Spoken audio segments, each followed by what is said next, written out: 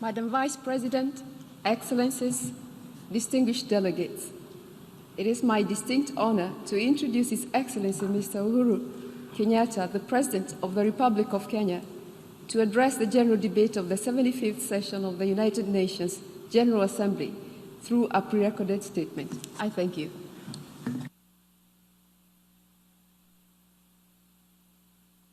The President of the 75th session of the UN General Assembly, Your Excellency Volkan Bozkır, the Secretary General of the United Nations, Your Excellency Antonio Guterres, Excellencies, distinguished delegates, ladies and gentlemen.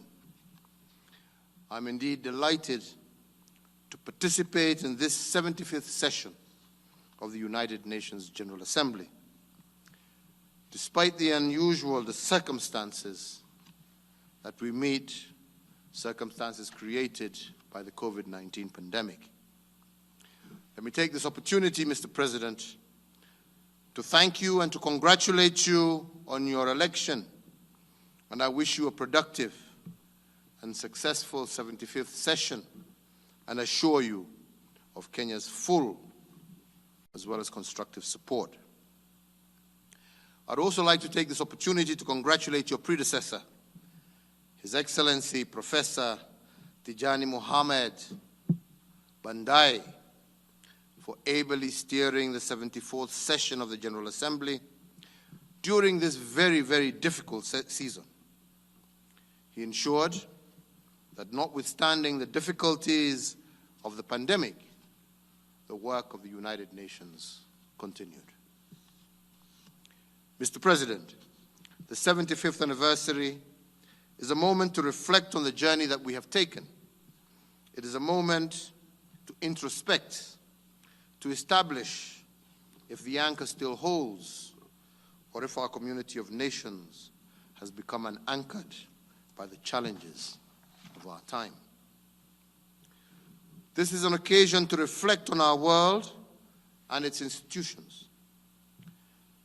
Have our relations and institutions been refined by experience and the passage of time, or have our institutions become battered and left not fit for purpose? At 75, the United Nations is older than most of its member states, and more importantly, older than over 96% of our global population. A clear majority of the global population today cannot relate to the circumstances of its founding. Yes, the United Nations in its birth brought rules and hope for a world in ruins. That was 7.5 decades ago. But what does it bring to the world today? 75 years ago, delegates from 50 nations who had endured immense disruption and suffering seized the opportunity to chart a bold new course for mankind. They were determined to save future generations from the scourge of war, and in so doing, they gifted us a timeless charter that has remained our shared framework of international cooperation.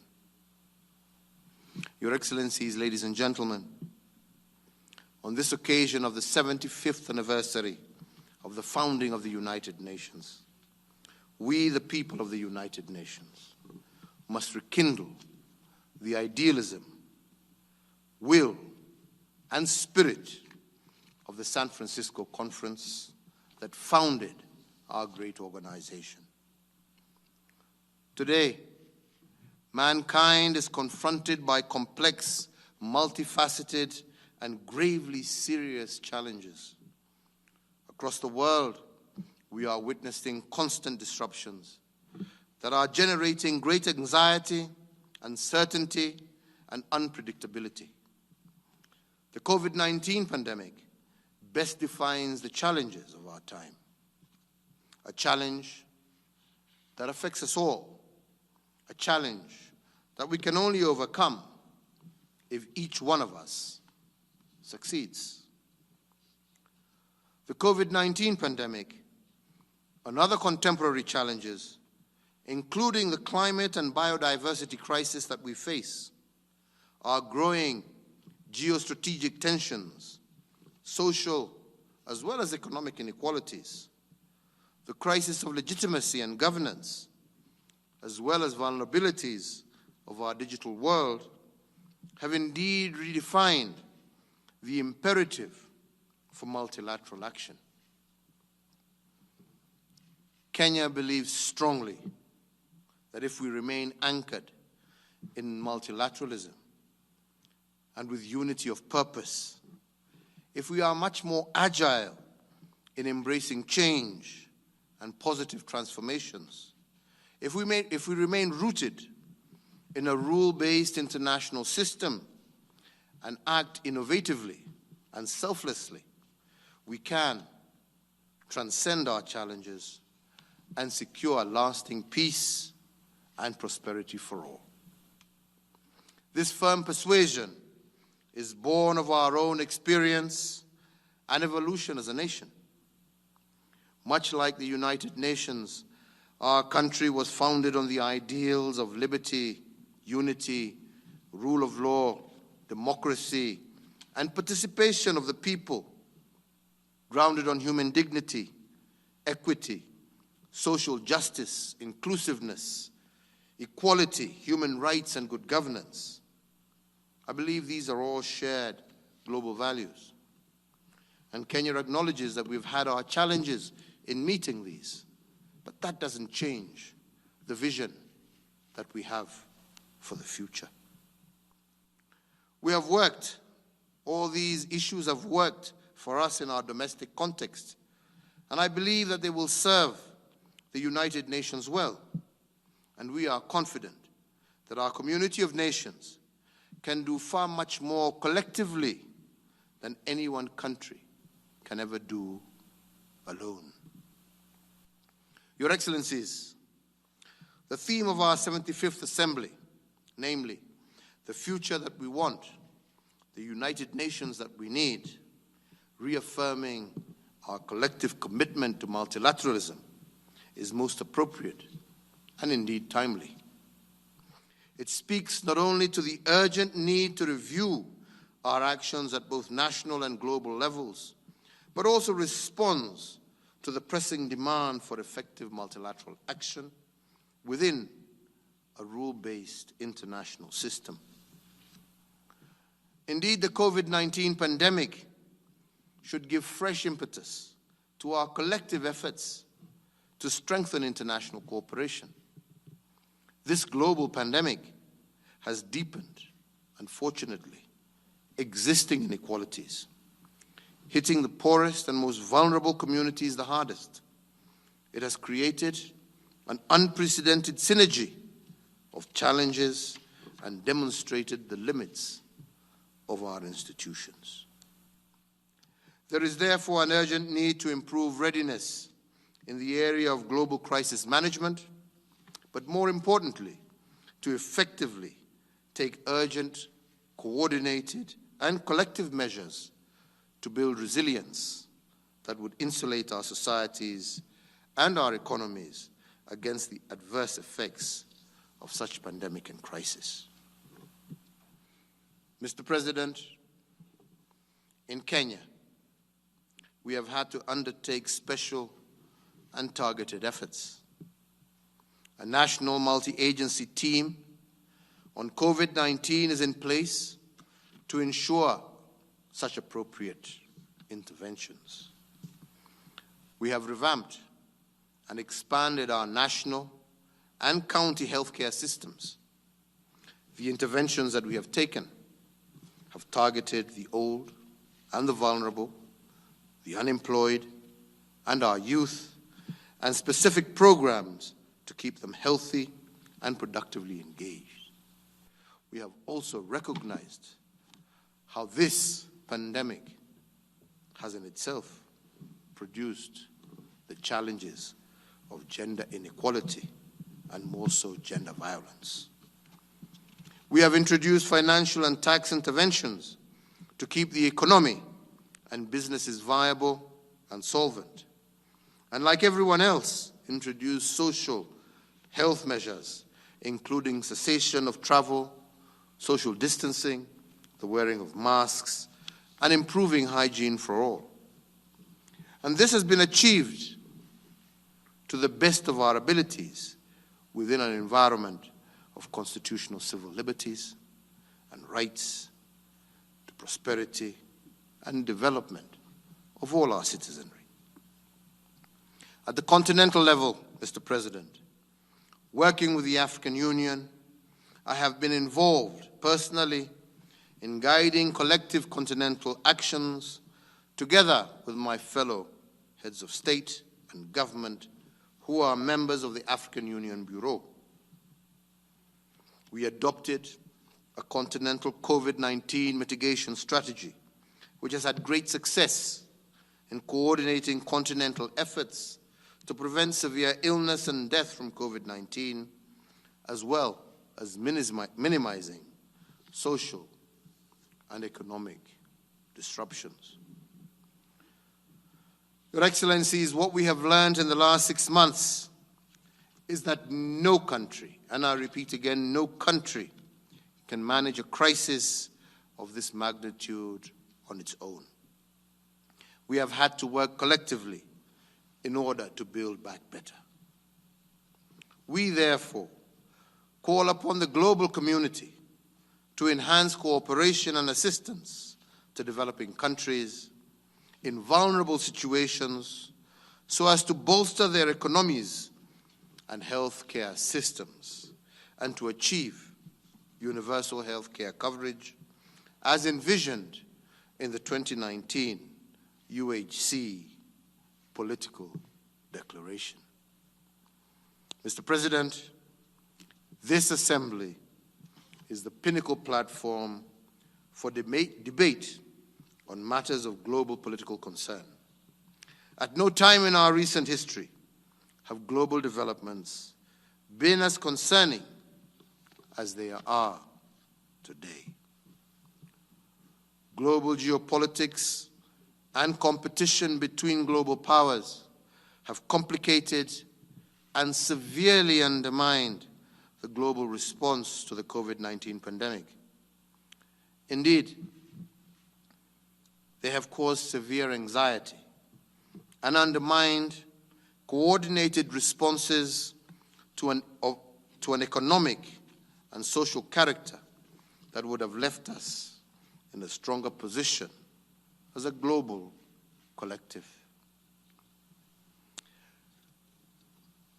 Your Excellencies, as the President in Office of the Organization of African, Pacific, and Caribbean States, an organization comprising 97 countries, some of whom are the most vulnerable and poorest, I have become acutely aware of global geopolitics and competition that is not focused on helping us better build a stronger, safer, healthier, and more prosperous world.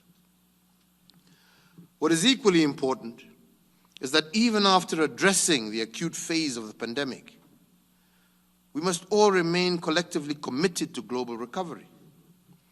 Developing countries seeking to have the existing debt moratorium refined and extended to December 2021, and an early replenishment of the IMF Poverty Reduction and Growth Trust and the World Bank International Development Association, as well as an early decision on the special drawing rights.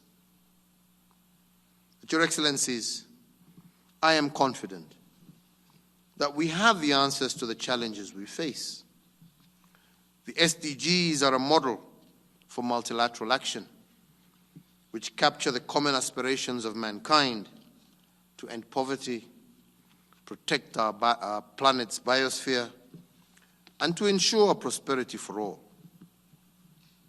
The challenges that confront us today only serve to underscore the need to reaffirm our commitment to the implementation of the SDGs, particularly with regard to fighting poverty and inequality, but also our shared responsibility to effectively contribute to this common vision.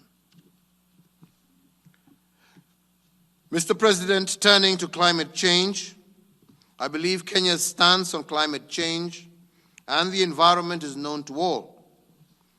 Climate change can unpackage our efforts to attain the SDGs.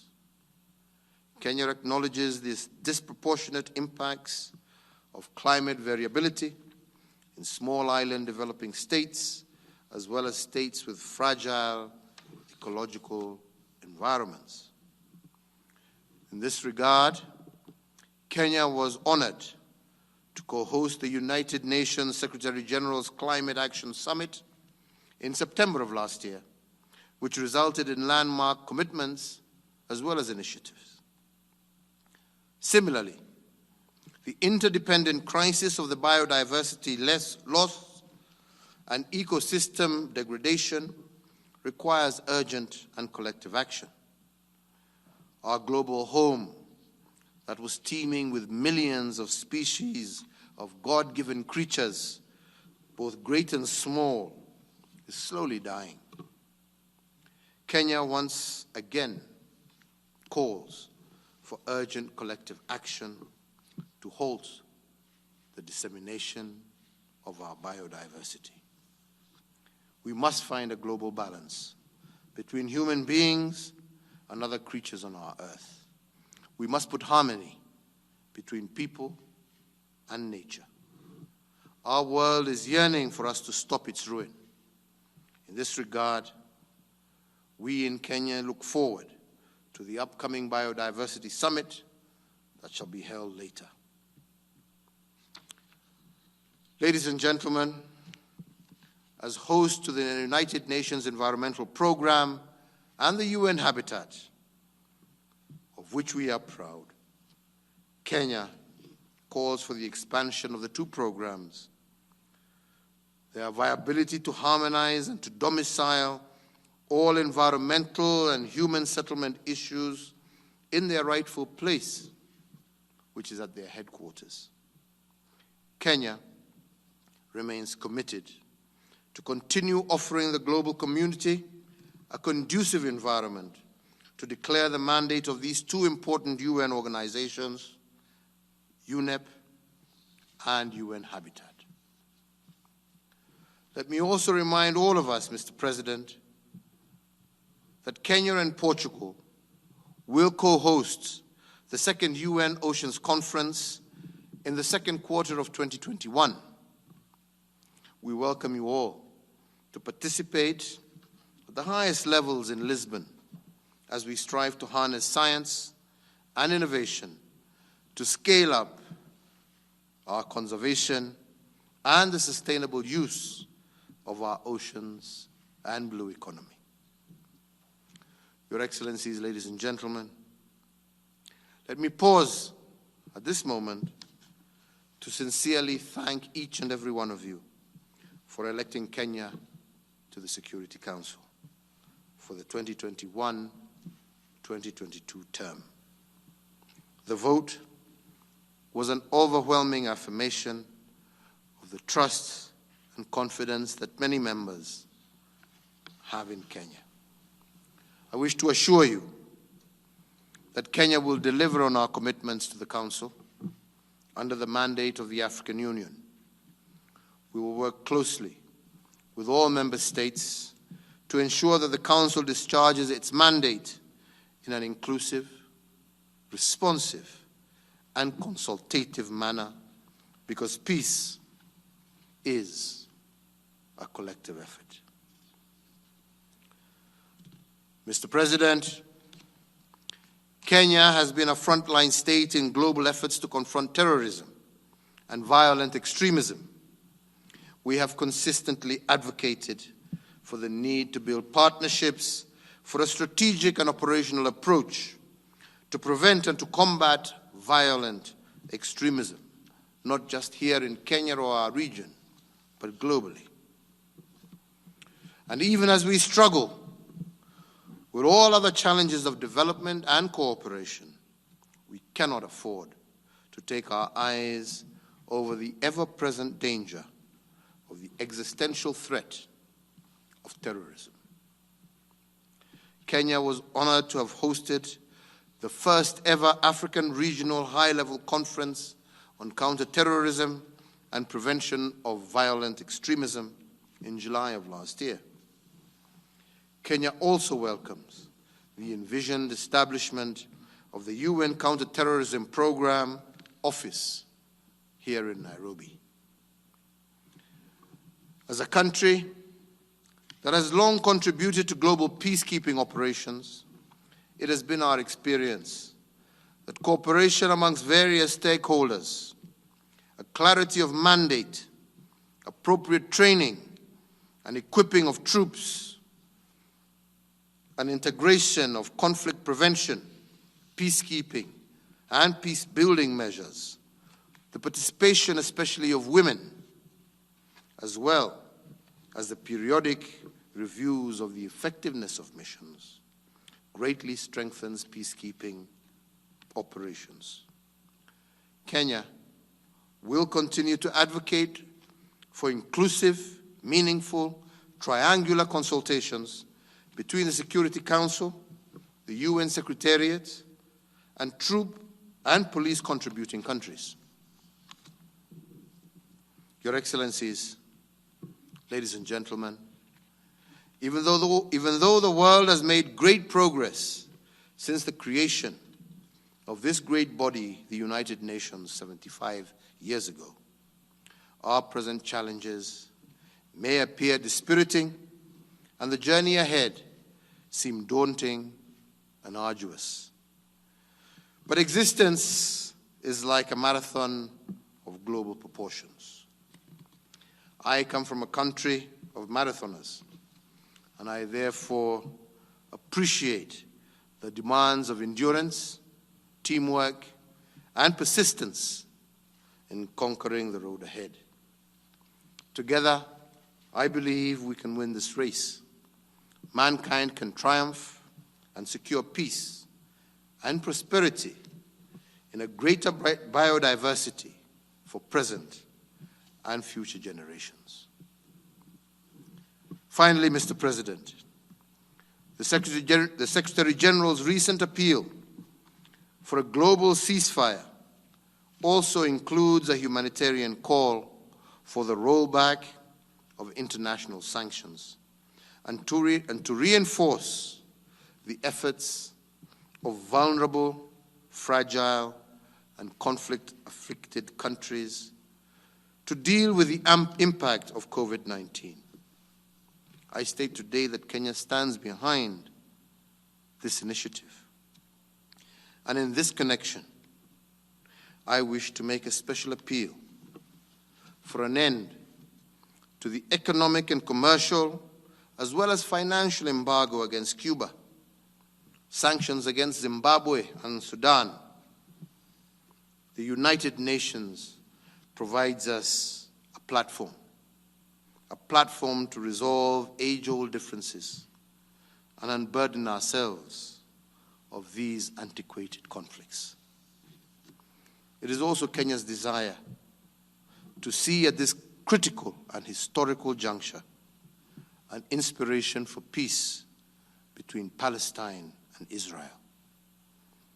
Kenya calls for renewed and genuine international efforts to find a just and lasting solution to the conflict based on the existence of two states, the state of Israel and the state of Palestine, within the framework of the relevant United Nations pronouncements.